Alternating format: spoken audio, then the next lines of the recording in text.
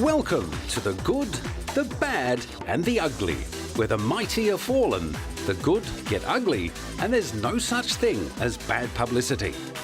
This time we follow the highs and lows of 5 volatile celebrities who've experienced issues with anger management.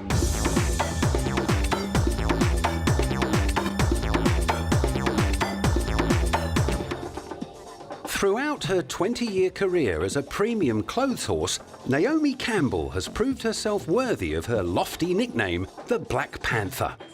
Maintaining all the poise and elegance of a leopard on the catwalk, she has also built a reputation for displaying plenty of feline ferocity backstage. In a 2005 interview with model-turned-chat show host Tyra Banks, she was taken to task over claims she had made her younger colleague's life a misery through intimidation and by deliberately sabotaging Tyra's career. With the cameras on her, Naomi remained the epitome of calm, smiling sweetly through Tyra's tirade. Behind closed doors, however, it seems that she has at times been less able to retain such cat-like composure. Long-standing rumours about Naomi's quickness to temper gained credibility in the year 2000, when she admitted to assaulting her former assistant, Georgina Galanis, with a telephone in a Toronto hotel room. Galanis also claimed the supermodel had threatened to throw her out of a moving car. She was cleared after promising to attend anger management classes, and over the next few years, the media focused their attention and telephoto lenses on her struggle to get clear of drink and drugs. In 2004, Naomi won £3,500 following publication of photos of her leaving Narcotics Anonymous. While she was getting herself clean, she began ploughing more of her time and effort into charity projects, alongside the likes of former South African President Nelson Mandela, whom she calls her adopted grandfather. She found another father figure in music legend Quincy Jones. However, her attempts to make up for the stability and support she missed growing up without her own father looked to be falling well short when she was once again charged with assaulting an assistant. In fact, from early 2006, Naomi's ex-employees were queuing up to sue her for assault and battery. After news broke of her fight with a maid in 2004, another assistant claimed the model had beaten her around the head with a personal organizer and abused her on 3 continents. No sooner had they settled that matter than Naomi was charged for second-degree assault against her housekeeper, Anna Scolavino, who needed stitches in her head upon being belted with a jewel-encrusted mobile phone for not being able to find a pair of Naomi's favorite jeans. Naomi shrugged off the charges. It's another extortion. In an interview later that year, she expanded on her claim that she was the victim of repeated extortion attempts. And I just feel like I am a target, and some people have told me for months and years you're a target, but it's kind of sunken in that I am a target. So I have to be very careful who I'm around, what I say, who's around me. I try not to be with someone on my own anymore because you don't know the agendas of what people have. Back in court in November to hear the charges, Naomi's lawyer was going into PR damage control. But she's also constantly contributing to the public at large, whether it be cancer research or whether or not it be AIDS research or whether or not it be for providing for underprivileged children like the Nelson Mandela Children's Fund. All over the world, she has done a magnificent job. He was confident about his client's chances. The issue is there's more than one accusation. It seems like one after another. How do we explain that? If you had the patience to wait and see how these things are going to go away one by one after I start dealing with them in court. It didn't quite all go away.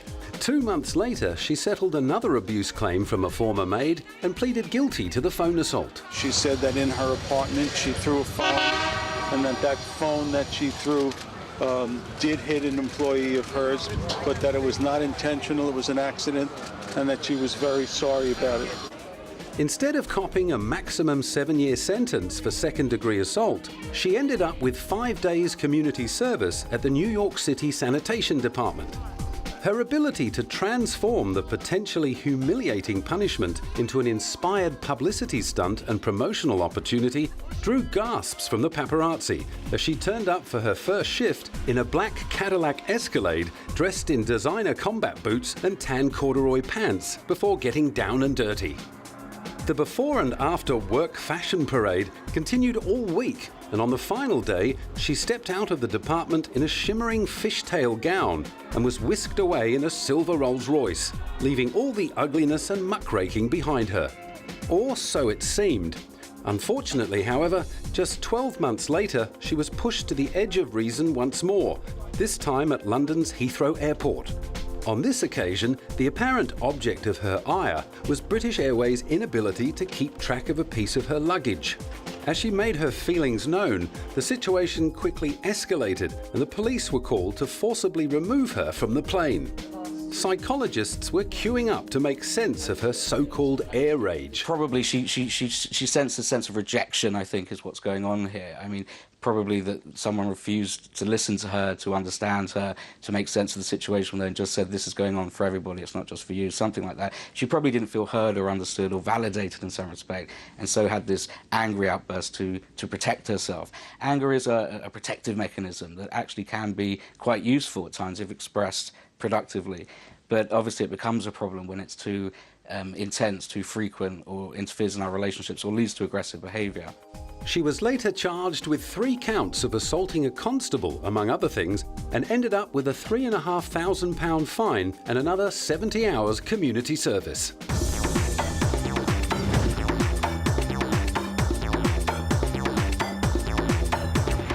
Another sensitive celebrity who has been known to suffer the odd rush of blood to the head is Australian actor Russell Crowe.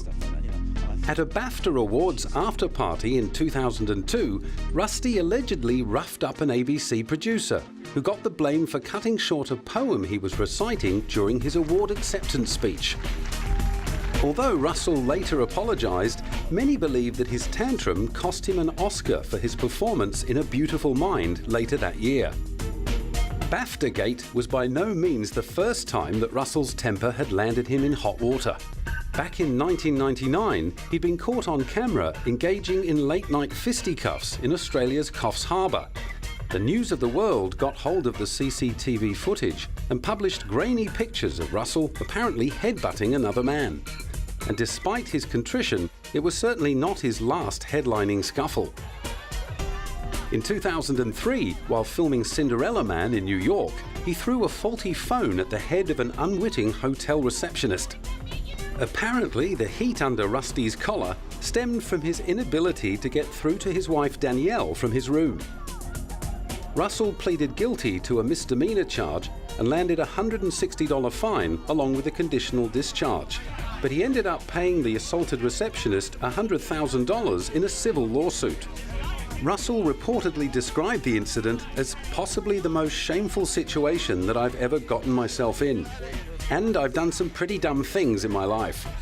All the unwanted attention provided an unwelcome distraction from the job of bringing to the big screen legendary comeback boxer James J. Braddock. Thankfully, the negative publicity was balanced out by some kind words by his Cinderella Man co-star Renee Zellweger. I would say that he's a committed man, and I would say that he's uncompromising with his art.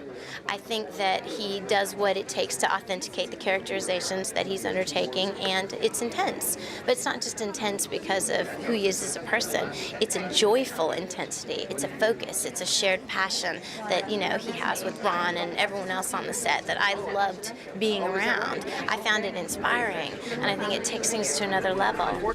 No doubt it's that level of intensity and passion that has got him into strife over the years. And for that, he makes no apologies, even if it means he sometimes makes bad choices creatively as well as personally. You can have a lot of great people involved in some really bad It's got to be something, you know, really personal and intense with me. When I read it, do I actually begin to play that character pretty much immediately when I start reading the script? Do I engage in it? You know, I kind of call it the goosebump factor, which I've had the out of me for years for calling it that. But, you know, other people can do it for whatever their reasons are. My reasons are really personal.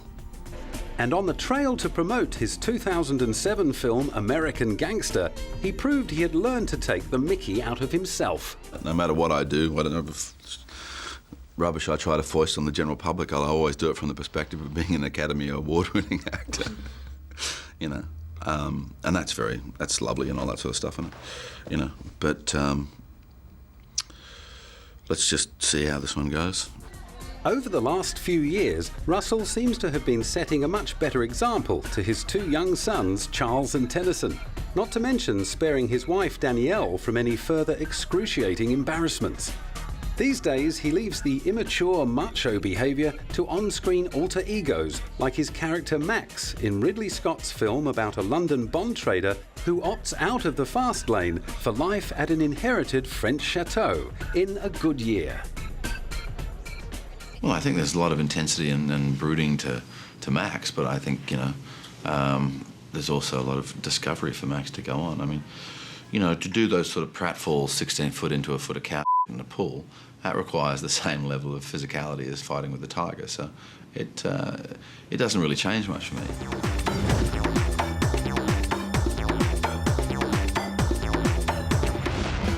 Although Russell Crowe may have learned to lighten up a little over the last few years, one of his famously hot-headed contemporaries still seems to be taking herself pretty seriously. And after years of reading about herself in the gossip pages, Courtney Love decided to set the record straight. I'd been written about so many times and had so many articles written about me that this was something where I could present, you know, fractured parts of myself, but myself, and there's no editor saying, you know, putting me in a box and making me into something I'm not. This is me, you know, like it or not. This is how I think, how I write lyrics, things that have happened to me, you know, real things. But those flipping through her 2005 memoir, Dirty Blonde, The Diaries of Courtney Love, for a linear account of her life thus far, may have been disappointed.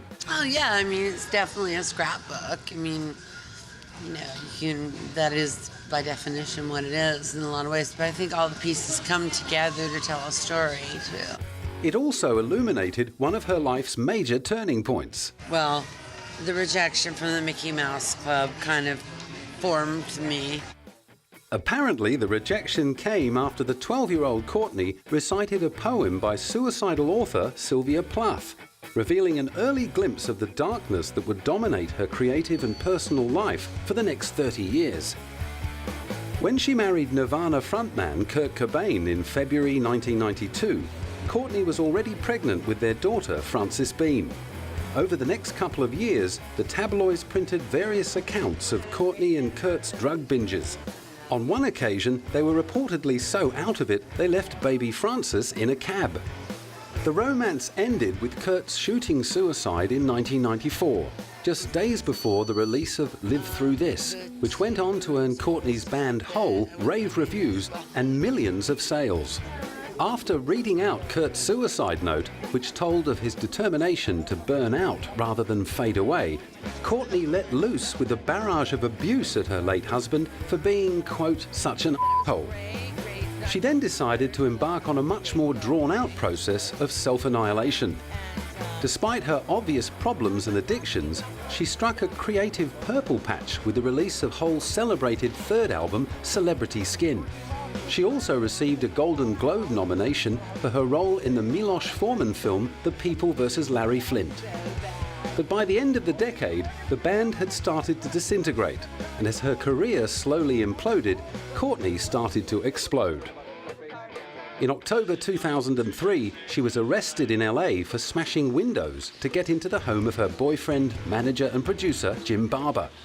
The police charged her with being in possession of prescription painkillers, which she allegedly threw at a police officer during her arrest. Frances Bean was subsequently placed in the care of Kurt's mother, Wendy. Are you nervous at all about when you initially they took Frances away from you? What? Oh, it was freaking me out. It was insane. And this child service lady comes in, and that's when I threw the Ambien at the detective. Are you nervous at all today about what's going to happen in court today? No, I'm going in to say I didn't do anything because I didn't, and the judge knows I didn't. And what about I'm bringing my prescription. How is your daughter dealing with all of this? She's a little stressed out, but she's fine. She's a trooper. While she was waiting for her case to go to trial, she once again ended up in police custody after allegedly striking an audience member with her microphone stand at a gig in New York. Somewhere in between, she'd also returned to her ex-boyfriend's house, and rage took over again when she allegedly bashed up a female visitor, adding another assault to the growing list of charges.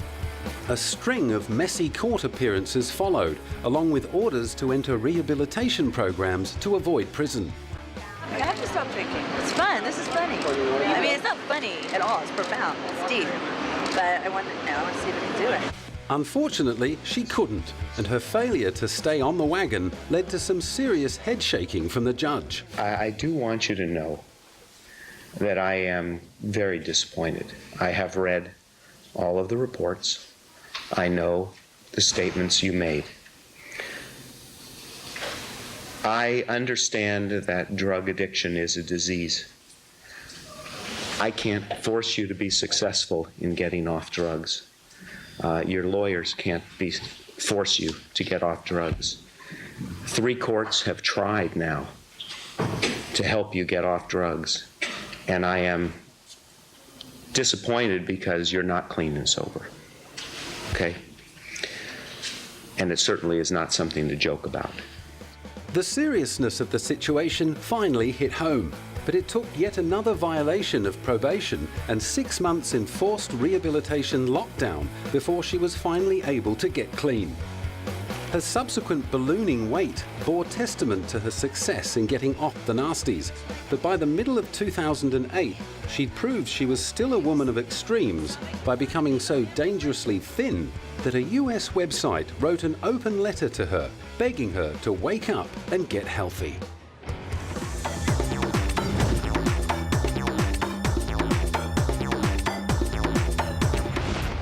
The same advice could just as usefully been offered to the beleaguered boy George, whose tendency towards the extreme has landed him in increasingly hot water. Like Courtney, George's inability to control his emotions may have something to do with his well-publicized problems with drugs that began way back in the 80s during his reign as the frontman of new romantic pop group Culture Club. His battle with heroin addiction was documented in his 1995 autobiography, Take It Like a Man. He blames his descent into addiction on the deterioration of his stormy relationship with Culture Club drummer John Moss. Since then, he's never been afraid to speak out against homophobia. You know, everybody thinks we live in this liberal world, but people are still making records about shooting homosexuals. Neither has he been shy about biting the hand that feeds him. At a 2001 tribute to MTV, he let the popular broadcaster have it. I think MTV has become the kind of everything it set out not to be. It's become a corporate monster. It has. I mean, it's like a big Coca-Cola commercial. And I think they need to start doing what they did in the early days and break more interesting things instead of playing the same stuff over and over. Because even when you like something, you hear it too much, you start to hate it. I think more variety. Throughout his lackluster solo career, he has continued to battle his addictions, his struggles and adventures forming great fodder for his stage project Taboo. The success of the musical for which George wrote the lyrics seemed to represent a new era in his life, especially when the show was whisked off to Broadway with the backing of Rosie O'Donnell. It's different because it's a bigger show, it's a bigger theatre, and we've added 3 new songs. It's definitely, I think it's evolved, really. I don't think it's changed, I think it's just got better. Unfortunately, however, American audiences didn't agree, and the show closed after 100 performances, with Rosie reportedly losing her entire $10 million investment in the project. It wasn't long before his legendary bad habits caught up with him again. In October 2005, he called police to his luxury Manhattan home, claiming his apartment was being broken into. On arrival, the police searched the place, and instead of signs of a break-in, they found a few grams of cocaine next to his computer. George denied all knowledge of the drugs. In court the following year, he pleaded guilty to falsely reporting a burglary, but stuck to his story about the drugs. He managed to avoid a jail sentence, ending up with a fine along with 5 days community service at New York's sanitation department. Unlike Naomi Campbell, however, he wasn't able to keep it nice with the swarming paparazzi.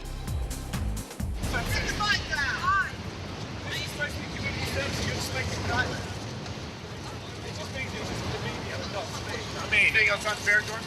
Not unfair, but it's just the press goes have you chasing me around. Oh, go away. For his next trick, however, George made sure it was him that would be going away for 15 months to a prison in Suffolk in England. After convincing himself that a male escort had hacked into his computer, he allegedly lured the 29-year-old Norwegian man to his London flat, chained him to a hook in the wall and beat him until the man managed to pull himself free and escape in his underpants. After the judge handed down the sentence for false imprisonment, it was George's brother Kevin O'Dowd's turn to lose his cool.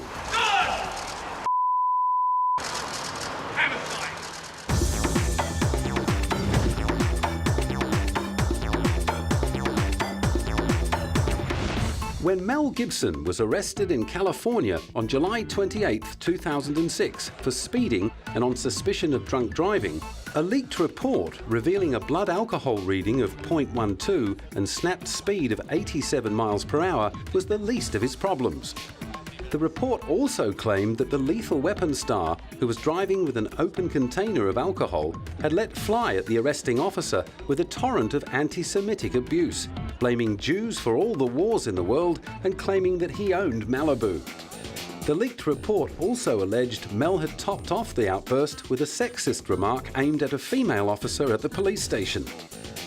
The actor pleaded no contest to a single misdemeanor in a deal that called for alcohol rehabilitation, fines and probation, leaving him to cope with the sobering reflection of the effect of his angry tirade upon the burgeoning Jewish community in Hollywood.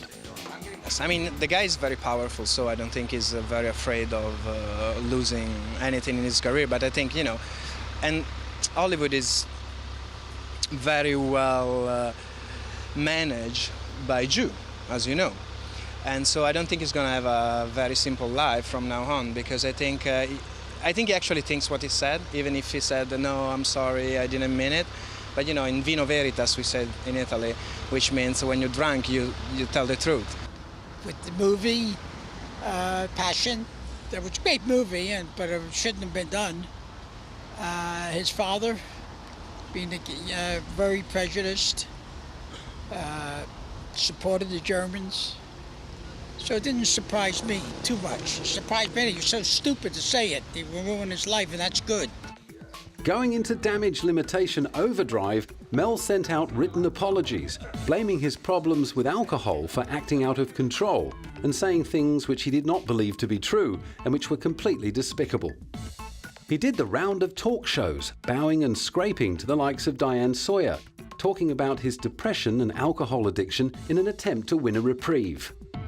He won one from Anti-Defamation League National Director Abraham Foxman, who accepted his apology and expressed a willingness to help in his rehabilitation.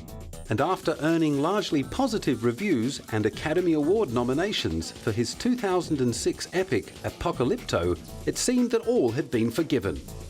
However, while he appeared to have gained control of his drinking habits, his ferocious response to a heckler during a guest lecture in 2007 did raise some doubts as to the effectiveness of his rehabilitation in the anger management department.